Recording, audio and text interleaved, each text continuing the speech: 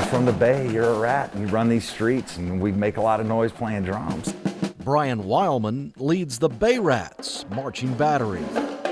It's not easy. Don't make any mistake. The drums are incredibly heavy. The work we do is incredibly hard. It takes a lot of time on your own as well as with the group. Rest. When he's not teaching kids to play drums, Weilman paints houses for a living. 1 and 2. Organizing a drum line gives him a chance to live out a passion he first discovered in school. The clicks, yeah. Here we go, one more time. Weilman welcomes children of any age Pac-Man is? Yeah. All right. to get with the beat. Like this, right? The younger the better. They're like sponges. They soak this up, and it's so easy to teach them. I'm not qualified to be doing this. They're qualified to learn it, though, so it works. Taking beginners, Weilman turns them into seasoned drummers and helps them on a path of success. Over the past, we've graduated 4 valedictorians, multiple salutatorians, all kinds of honored kids. One of my first drum captain is currently at Yale. My own son is on his 4th year on the drum line in Ole Miss. And I'm not saying we were the cause of all that. I'm saying that's the kind of kids that come to this program and I get to work with. COVID put a stop to the percussion gathering.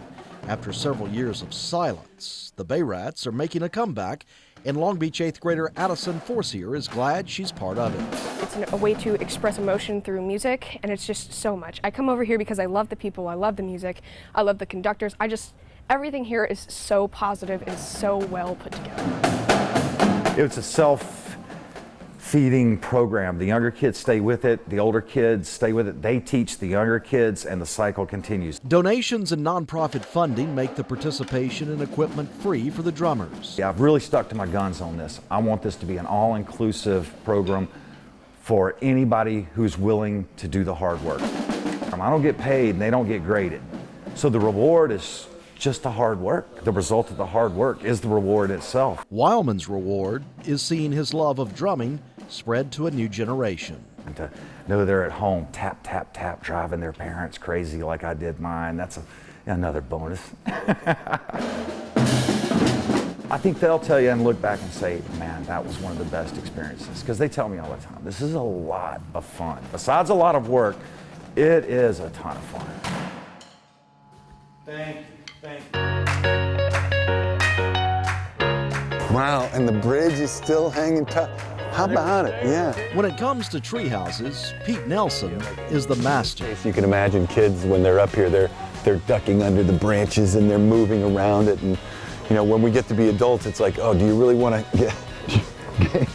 get okay, into my bedroom? You can put something like 26,000 pounds on that connection, and obviously it's held up well. It's held up for 27 years. This is probably my hammering wild bam, bam. Nelson designed and built the first treehouse at Lynn Meadows Discovery Center before the doors of the Children's Museum ever opened. This is probably fairly common in these older trees. Since then, his show Treehouse Masters has made Nelson and his work famous around the globe. When the trees grow like that, we'll often just come in and take a jigsaw and just give it a little more breathing room. On the coast, Nelson can put his skills to the test on the area's signature tree.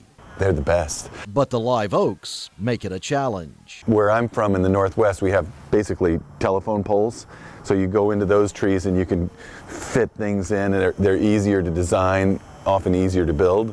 With the oak trees, with all their branches spreading out, you don't want your branches and the main stems to penetrate the envelope of the building. You know, this went through Katrina, obviously, as a lot of them have.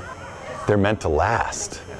These tree houses will fade and fall apart well before the tree is done. As this tree gets greater in girth, it's just pushing successfully on this beam. You know, the tree itself is fantastic because they're so resilient and so strong and so beautiful.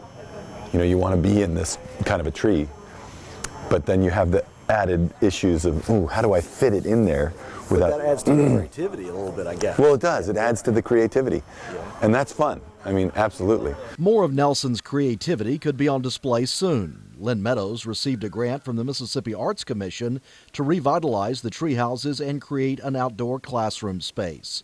Museum leaders are exploring ways with Nelson to create more treehouse memories for generations to come. We actually have families who come here specifically to play in the tree houses. I mean, they will avoid coming inside and go straight to the tree houses and spend their entire time in the tree houses. I didn't imagine that this treehouse was going to be such a big part of it.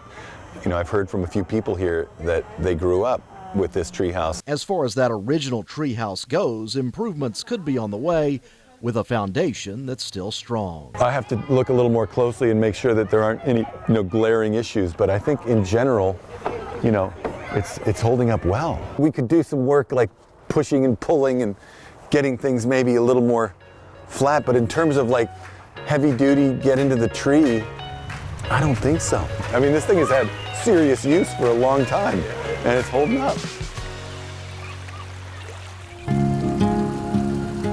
Working and survive. That's all I know. Way Rotelli's been feeding hungry customers of the Rusty Pelican for almost 4 decades. Rich toast with the strawberries on top. No butter, right? And we come here about 6 mornings a week for breakfast. Oh boy, yay, thank you. But the biscuits and eggs have never come easy for Way. If you can talk to anybody who know me from the beginning, they know how hard I work to get to the day. Way is from Vietnam. During the war, she worked for an American company in Saigon. In April 1975, the U.S. was pulling out, putting her and her family in danger. I am Vietnamese refugee. The images are familiar from history, but for Way, she lived it. We took my family and me to the airport. She got a warning from her boss at the time, and Way, with her small children, acted fast.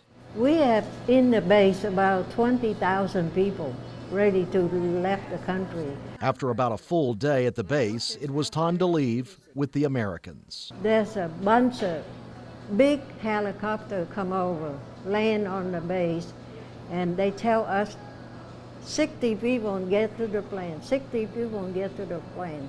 They pick the people up from the base.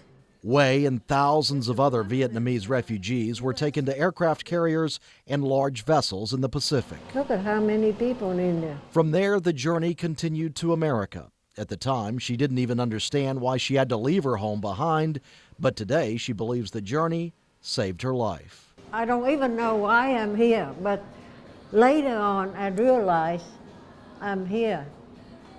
Why I'm here and how lucky I am why I'm here.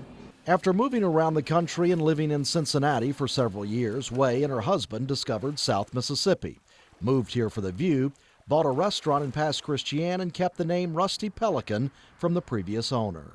In the first 5 years, I have no day off.